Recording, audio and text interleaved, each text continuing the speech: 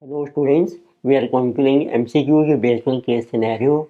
This case scenario is based on the demerger, which is a topic of financial restructuring. So what is main benefit of doing these MCQ? So all important topics are covered, whole syllabus can be revised quickly and you will get to good practice to solve practical problems in exam. So let us say data given in this scenario, which is a case scenario on demerger. So we are giving that Fortune India Limited has two divisions, pharma division and fast moving consumer goods division, which is FMCG. Paid up share capital of Fortune India Limited is consisting of 3,000 lakh equity shares of ₹1 each. Fortune India Limited decided to merge pharma division as Fortune Pharma Limited with effect from 1st April of current financial year. तो इसमें एक division है आपका बिकेजू Fortune pharma, उसको आपने D मर्ज करना है, mean अपने से सेपरेट करना है. And so details of Fortune India limited for previous year ended 31st March. So as on 31st March and of Fortune Pharma Limited as on 1st April of current financial year so are given below. तो rupees आपको लैक्स में है. तो पहले देखो overall जो company है वो है आपकी फॉर्चून इंडिया लिमिटेड और एक आपका जो डिवीजन जो हम डीमर्ज कर रहे हैं जिसे फॉर्चून फार्मा लिमिटेड. तो फॉर्चून फार्मा लिमिटेड का आपको डाटा दिया है as on 1st April. It mean जब ये डिवीजन डीमर्ज हो गए हैं और जो फॉर्चून इंडिया लिमिटेड है उसका डाटा आपको दिया है as on 31st March. It mean before demerger. तो आपको एसेट्स दे रखी हैं, लाइबिलिटीज दे रखी हैं. लाइबिलिटीज आपके पास हैं secured loan, unsecured and current liabilities rupees lakhs में हैं. एसेट्स में आपको मेंशन किया है फिक्स्ड एसेट्स हैं, इन्वेस्टमेंट हैं, करंट एसेट्स हैं, लोन से एडवांसेज है, डेफर्ड टैक्स है. तो आप देखेंगे इसमें फार्मा डिवीजन में डेफर्ड टैक्स आपका पॉजिटिव है तो ये एसेट बन जाएगी और फॉर्चून इंडिया में आपको नेगेटिव दिया है तो it mean this is deferred tax liability. Board of directors of the company have decided to issue necessary equity shares of Fortune Pharma Limited of ₹1 each.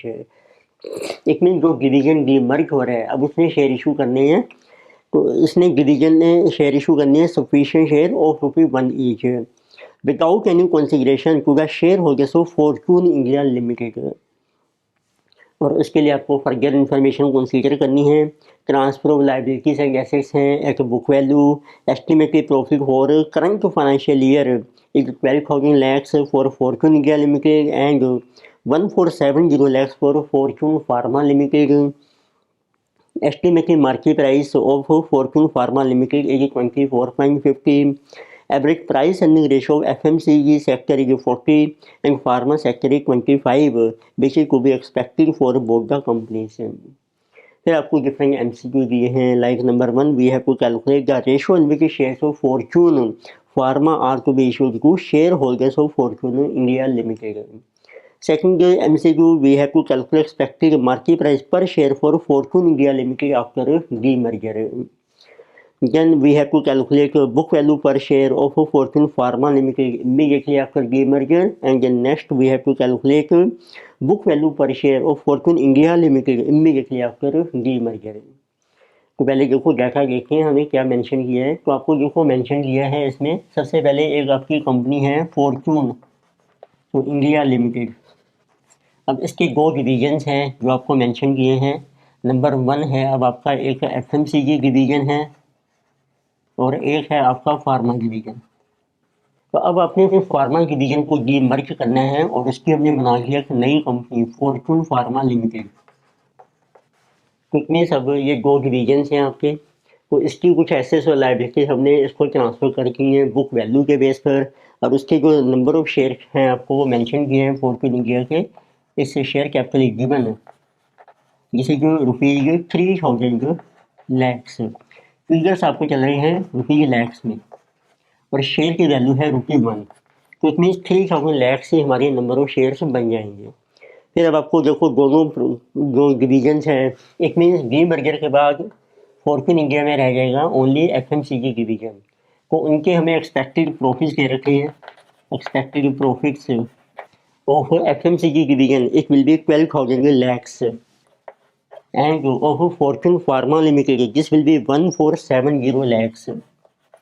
फिर आपको फर्दर मेंशन किया है gate estimated market price पर share of Fortune pharma. अब जो फॉर्च्यून फार्मा है उसका मार्केट प्राइस भी आपको दिया है पर share, this will B 24.50, so this one is given to us.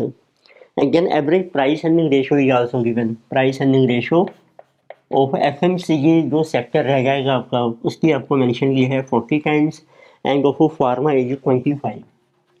अब आपका पास डिफरेंट MCQ है। Number 1, we have to calculate ratio in which shares of Fortune Pharma are to be issue to share holders of Fortune India. अब जो फॉर्च्यून फार्मा है it will issue shares to Fortune India, shares are issue. आपको ये mention करना है कि किस रेशो में आप शेयर इशू कर रहे हैं। तो this is our MCQ number 1। So we have to calculate ratio in which shares issued by this pharma division, or we can say Fortune Pharma Limited to Fortune India Limited। तो आपको ये calculate करना है कि कितने share issue किए हैं, उसके बेस से फिर आप इसकी रेशो भी कैलकुलेट कर सकते हैं। तो पहले देखते हैं फॉर्च्यून फार्मा का क्या क्या हमें दिया है। प्रॉफिट्स है आपके पास, MPS है, प्राइस अर्निंग रेशो है। So we know that MPS is equal to EPS into price earning ratio. So we have MPS also, price earning ratio also. So you will get the EPS. So how much is the EPS of this pharma division? This will be MPS divided by price earning ratio. MPS देखो आपको mention किया है 24.50 और price earning ratio है आपकी 25। तो उससे आपकी EPS आ जाएगी, this is 24.5 divided by 25, this is 0.98। अब आपके पास EPS आ गई है। EPS का फार्मूला होता है this is profit of this division divided by number of equity shares. So we have EPS also, profit also is given, so number of equity share we will calculate. So number of shares are equal to profit को आप divide कर लीजिए EPS से। तो profit 1470 lakhs में चल रहे हैं फिगर, डिवाइडेड बाय 0.98। तो profit is 1470 lakhs and EPS is 0.98. So let us say divide. So you will get a number of shares which are of pharma division. So these number of shares are coming 1500 lakh shares. And these shares will be issued by pharma division to Fortune India. और उनके जो number of shares हैं वो आपको mention किए हैं, जिसे कि 3000, because this is of ₹1। Now what will be exchange ratio against 3000? They will get to 1500 shares. So this will be our exchange ratio, that they get to 1500 shares for 3000. So we can say that the ratio is 1:2.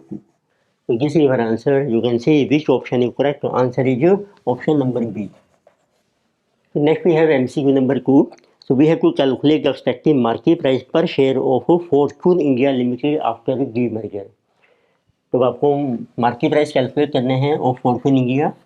MCQ number 2, what is market price of Fortune India after demerger. तो उसके लिए आपको profit दे रखा है, FMCG sector रह गया अब इसके पास, उसका प्रॉफिट होगा फ्यूचर में this is 12,000 lakhs. So first we can write what is expected profit of this Fortune India after demerger.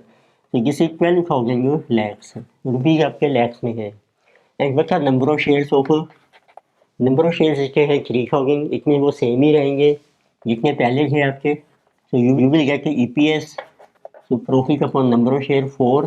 फिर आपको प्राइस अर्निंग रेशियो मेंशन की है, this is 40 times. So it means expected market price पर share of Fortune India after demerger is 40 times 4, rupees 160.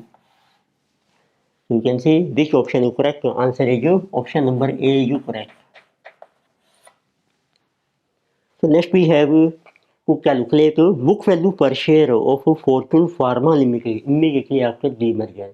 अब आपको book value calculate करनी है। तो बचेगी बुक वैल्यू पर शेयर, जिसे कहा कि BVPS of pharma division after demerger, that is equal to what are net assets। देखो आप कितनी है इस डिवीजन की net assets for equity share holders, उसको फिर आप डिवाइड कर लीजिए नंबर ऑफ इक्विटी शेयर्स। तो नेट एसेस जो एसेस फॉर्च्यून इंडिया ने ट्रांसफ़र किए हैं फॉर्च्यून फार्मा को, तो उसकी आपको वो हमने ट्रांसफ़र किए हैं बुक वैल्यू पर।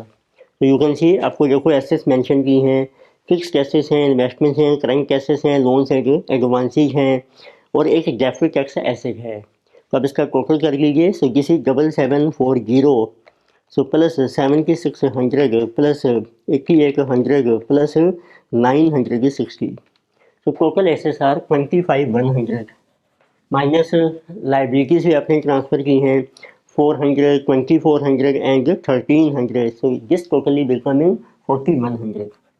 नंबर ऑफ शेयर्स फार्मा ने इशू किए थे 1500 लाख, तो डिवाइडेड बाय 1500। तो this will be book value per share. तो this will come in ₹14 per share. So you can see which option is correct in this case. So answer is our option number B. Next we have MCQ number 4. So in this case we have to calculate book value per share of Fortune India Limited immediately after demerger. So let us see what is the book value per share of this Fortune India Limited. अब इसने company ने अपना एक division मर्ज कर दिया है, तो उसके लिए हम देखेंगे what are remaining net assets कितनी रह गई हैं। रिमेनिंग नेट एसेट्स ये रह जाएंगी इसके बाद of FMCG sector, FMCG division, और उसको आप डिवाइड कर लीजिए। What are number of shares of this Fortune India. For this purpose you are already given before demerger what are total assets and liabilities of Fortune India. तो पहले लेते हैं जो टोटल एसेट्स हैं उसमें से माइनस करेंगे जो एसेट्स आपने ट्रांसफ़र कर दिए हैं फार्मा डिवीजन की। तो आप देखिए इसकी टोटल एसेट्स हैं 20,400 प्लस 12,300 प्लस 30,200, सो प्लस 7,300 और एक इसमें है deferred tax liability minus 200। So total assets of this company is 70,000। इसमें से माइनस कर लीजिए। अभी हमने कैलकुलेट की थी जो एसेट्स आपने ट्रांसफ़र किए हैं फार्मा डिवीजन जिसे 25,100, तो ये रहेगी इसकी रिमेनिंग एसेट्स। तो ऐसे ही आप कीजिए लाइबिलिटीज़ कितनी रह गई हैं। टोटल जो लाइबिलिटीज़ आपको देखो मेंशन की हैं 3,000 प्लस 800 3,800 प्लस 21,200 जिसे 25,000, और इसमें से कुछ लाइबिलिटीज़ भी आपने ट्रांसफ़र कर दी हैं फार्मा डिवीजन को जिसे 4100। तो ये रिमेनिंग लाइबिलिटीज रह गई है आपकी। डिवाइड कर लीजिए number of shares of Fortune India जिसे जो 3,000 जो लैक्स है, सभी फिगर्स आपके लैक्स में हैं। So what are net assets 70 minus 25,100 44,900 minus liabilities हैं आपकी 25,000 minus 4100 20,900 and divided by 3,000। So remaining net assets are this is 24,000. Number of shares are 3. So book value per share of Fortune India will be ₹8 per share after demerger. And you can see which option is correct. Answer is option number C. In this lecture, we discussed a case scenario based on demerger, which was a topic of financial restructuring. Further topics we will continue in further lectures. Video आपको अच्छी लगती है subscribe कीजिए, recommend कीजिए, share कीजिए। Thank you.